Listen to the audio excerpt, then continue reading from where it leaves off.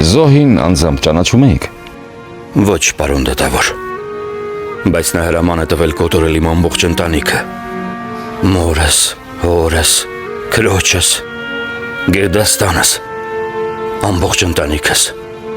Ասացեք խնդրեմ, երբ որոշեցիք Թալիաթ Փաշային սպանել։ Երբ մայրս խնդրեց այդ մասին։ Ձեր մայրը։ 2 շաբաթ առաջ մղձավանջներիցս մեկում տեսա մորս դիակը։ Նա վեր կացավ, մոտեցավ ինձ ու ասաց. Գիտես, որ Թալիաթ Փաշան Բերլինում է եւ ոչինչ չես անում, դու այլևս իմ որդին չես։ Երբ արթնացավ, որոշեցի սպանել նրան։ Ուրեմն ընդունում եք, որ ձեր ոչիրը կանխամտածված էր։ Ոչ, ես ինձ մեղավոր չեմ զգում։ Ես մարդ եմ սպանել,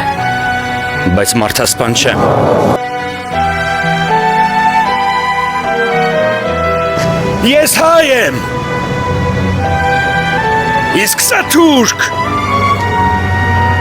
Նա մարդասպան է։